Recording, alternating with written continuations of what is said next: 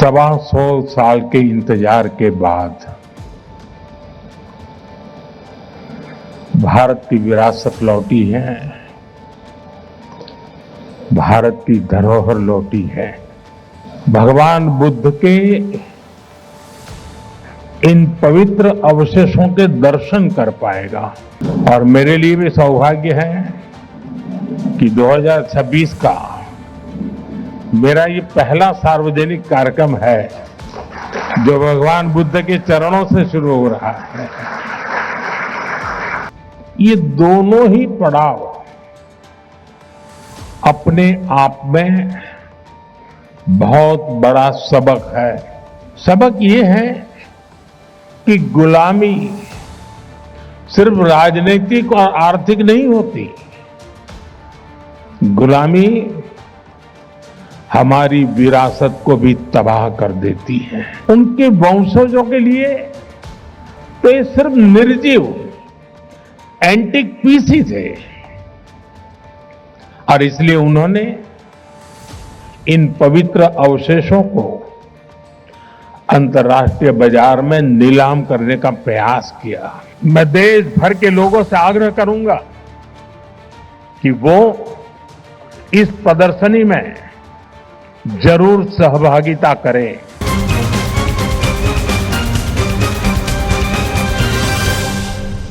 देवी और सज्जनों, 125 साल के इंतजार के बाद भारत की विरासत लौटी है, भारत की धरोहर लौटी है। आज से भारतीय जनमानस भगवान बुद्ध के इन पवित्र अवशेषों के दर्शन कर पाएगा। भगवान बुद्ध के आशीर्वाद ले पाएगा। मैं इस शुभ अवसर पर यहां उपस्थित सभी अतिथियों का स्वागत और अभिनंदन करता हूं। इस पावन अवसर पर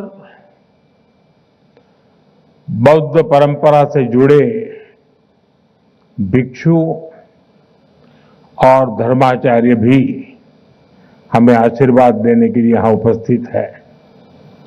मैं आप सभी का वंदन करता हूं। आप सभी की उपस्थिति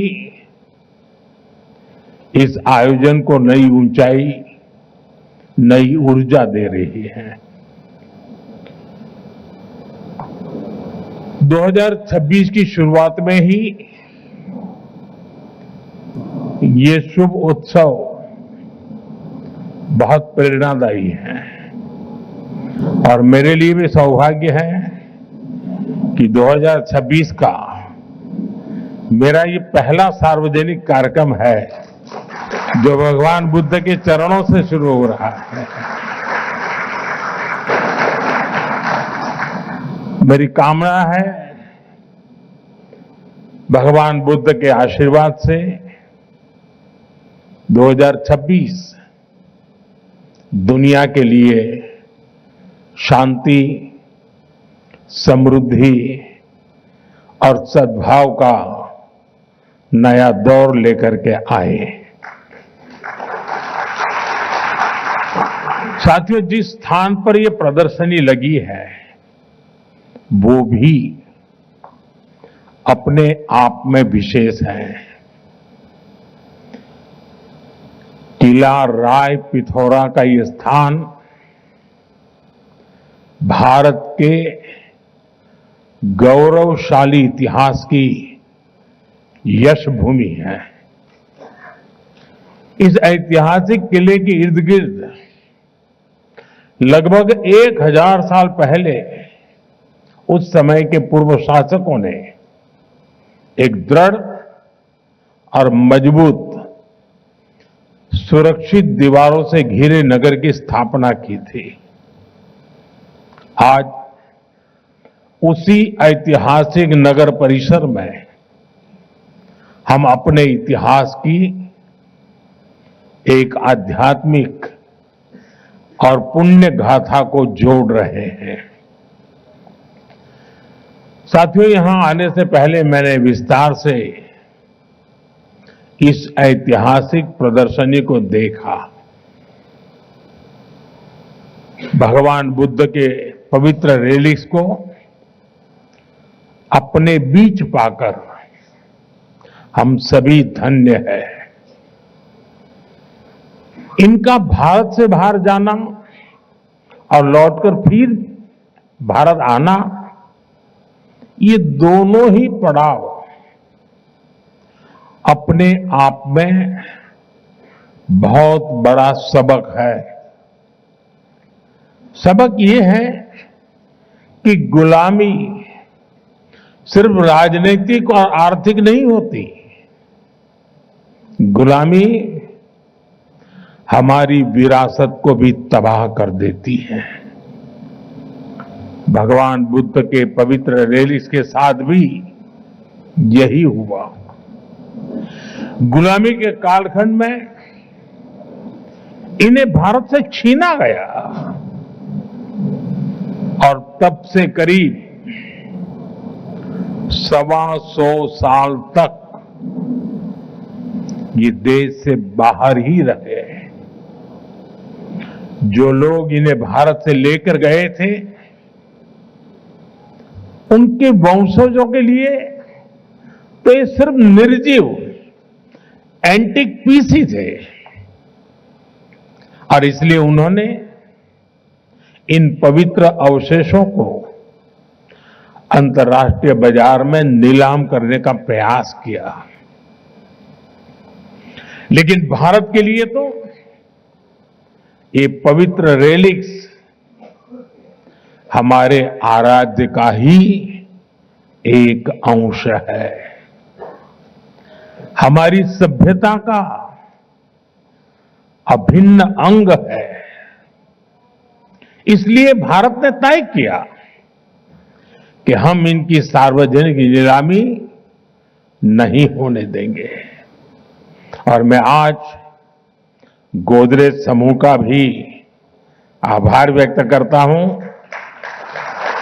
उनके सहयोग से भगवान बुद्ध से जुड़े ये पवित्र अवशेष भगवान बुद्ध की कर्म भूमि, उनकी चिंतन भूमि और उनकी महाबोधि भूमि और उनकी महापरिनिर्वाण भूमि पर वापस लौटे हैं। साथियों, भगवान बुद्ध का ज्ञान, उनका दिखाया मार्ग पूरी मानवता का है और कालातीत है। ये समय में बंधा हुआ नहीं है। ये भाव हमने बीते कुछ महीनों में बार बार अनुभव किया।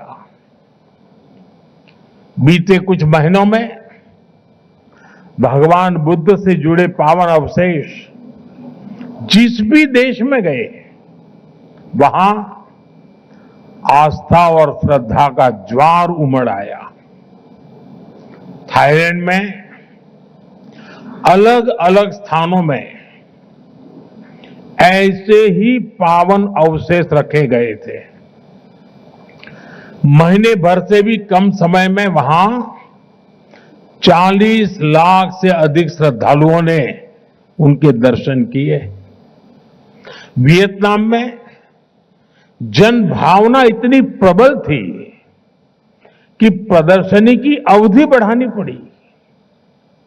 वहां के 9 शहरों में करीब 2.25 करोड़ लोगों ने बुद्ध अवशेषों को नमन किया। मंगोलिया में गंदर मठ के बाहर हजारों लोग घंटों घंटों तक प्रतीक्षा करते रहे। कई लोगों ने सिर्फ इसलिए भारतीय प्रतिनिधियों को छूना चाहा क्योंकि वे बुद्ध की भूमि से आए थे। रूस के काल्मिकिया क्षेत्र में सिर्फ एक सप्ताह में 1.5 लाख से अधिक श्रद्धालुओं ने पवित्र रेलिस के दर्शन किए। ये वहां की आधे से भी अधिक आबादी के बराबर है। विभिन्न देशों में हुए इस आयोजन में क्या आमजन, क्या हेड ऑफ द गवर्नमेंट, सभी एक समान श्रद्धा से जुड़े। भगवान बुद्ध सबके हैं, भगवान बुद्ध सबको जोड़ते हैं। साथियों, मैं खुद को बहुत भाग्यशाली समझता हूं क्योंकि भगवान बुद्ध का मेरे जीवन में बहुत ही गहरा स्थान रहा है। मेरा जन्म जिस वडनगर में हुआ वो बौद्ध शिक्षा का बहुत बड़ा केंद्र था। जिस भूमि पर भगवान बुद्ध ने अपने प्रथम उपदेश दिए वो सारनाथ आज मेरी कर्म भूमि है। जब मैं सरकार के दायित्वों से दूर था तब भी मैं एक तीर्थ यात्री के रूप में बौद्ध तीर्थ स्थलों की यात्रा करता रहता था। प्रधानमंत्री के रूप में तो मुझे दुनिया भर में बौद्ध तीर्थों में जाने का सौभाग्य मिला है। नेपाल के लुम्बिनी में पवित्र माया देवी मंदिर में नतमस्तक होना अपने आप में अद्भुत अनुभव था। जापान में तोजी मंदिर और किंकाकुजी में मैंने महसूस किया कि बुद्ध का संदेश समय की सीमाओं से भी आगे है। मैं चीन में शियान की बिग बाइल गुंजा पैगोडा में वहां भी गया, जहां से बौद्ध ग्रंथ पूरे एशिया में पहुंचे। वहां भारत की भूमिका आज भी स्मरण की जाती है। मैं मंगोलिया के गंदन मठ में गया तो मैंने देखा कि लोगों की आंखों में बुद्ध की विरासत से कितना जुड़ाव है। श्रीलंका के अनुराधापुरा में जयाश्री महाबोधि के दर्शन करना उस परंपरा से जुड़ने का एहसास था जिसके बीज सम्राट अशोक, भिक्खु महेंद्र और संघमित्रा जी ने बोए थे। थाईलैंड के वाट फो और सिंगापुर के बुद्ध टूथ रेलिक मंदिर की यात्राओं ने भगवान बुद्ध के संदेशों के प्रभाव को लेकर मेरी समझ को और गहराई दी। साथियों, मैं जहां जहां गया मेरा प्रयास रहा कि मैं भगवान बुद्ध की विरासत का एक प्रतीक वहां के लोगों के बीच में जोड़ करके लौटूं। और इसलिए चीन, जापान, कोरिया, मंगोलिया मैं जहां भी गया बोधि वृक्ष के पौधे लेकर के गया था। आप कल्पना कर सकते हैं जिस हिरोशिमा पर उस हिरोशिमा शहर को एटम बम ने तबाह कर दिया था, वहां के बॉटनिकल गार्डन में बोधि वृक्ष का होना मानवता के लिए कितना बड़ा मैसेज बना है।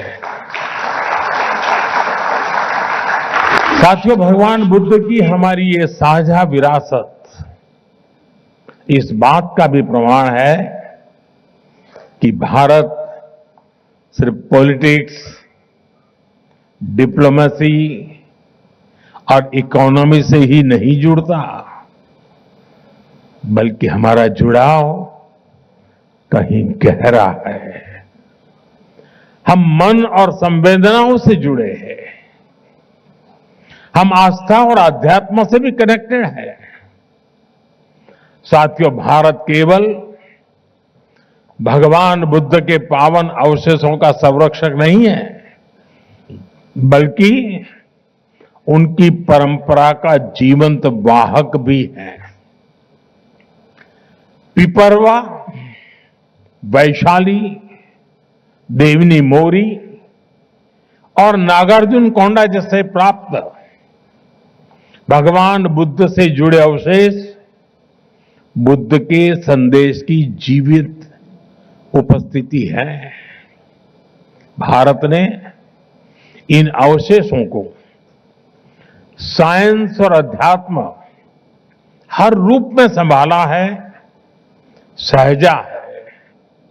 साथियों, भारत का ये भी निरंतर प्रयास रहा है कि दुनिया में बौद्ध विरासत से जुड़े भी स्थान हो, जो भी स्थान हो, उनके विकास के लिए हम यथासंभव योगदान दे सके। जब नेपाल में आए भीषण भूकंप ने प्राचीन स्तूपों को नुकसान पहुंचाया, तो भारत ने उसके पुनर्निर्माण में सहयोग दिया। म्यांमार के बागान में आए भूकंप के बाद हमने 11 से अधिक पगोड़ाओं का संरक्षण किया। ऐसे अनेक उदाहरण हैं।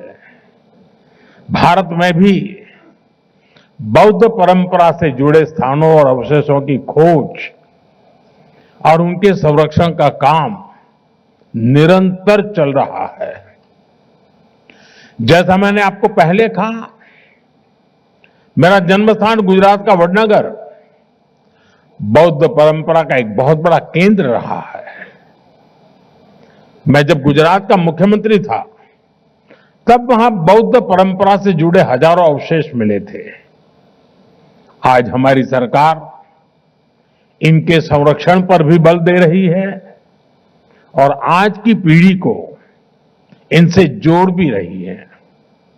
वहां एक शानदार एक्सपीरियंशियल म्यूजियम भी बनाया गया है, जो करीब 2500 वर्ष के इतिहास का अनुभव देता है। अभी कुछ महीने पहले ही जम्मू कश्मीर के बारामूला में बौद्ध काल की प्रमुख बुद्धिस्ट साइट का पता चला है। अब इसके संरक्षण का काम तेज किया जा रहा है। साथियों, पिछले 10-11 वर्षों में भारत ने बौद्ध स्थलों को आधुनिकता से जोड़ने का भी प्रयास किया है। बोध गया में कन्वेंशन सेंटर और मेडिटेशन व एक्सपीरियंस सेंटर बनाया गया है। सारनाथ में धमेक स्तूप पर लाइट एंड साउंड शो और बुद्ध थीम पार्क का निर्माण किया गया है। श्रावस्ती, कपिलवस्तु और कुशीनगर में आधुनिक सुविधाओं का निर्माण किया गया है। तेलंगाना के नालगोंडा में एक डिजिटल एक्सपीरियंस सेंटर बनाया गया है। सांची, नागार्जुन सागर, अमरावती, इन सभी जगहों पर तीर्थयात्रियों के लिए नई सुविधाएं विकसित की गई हैं।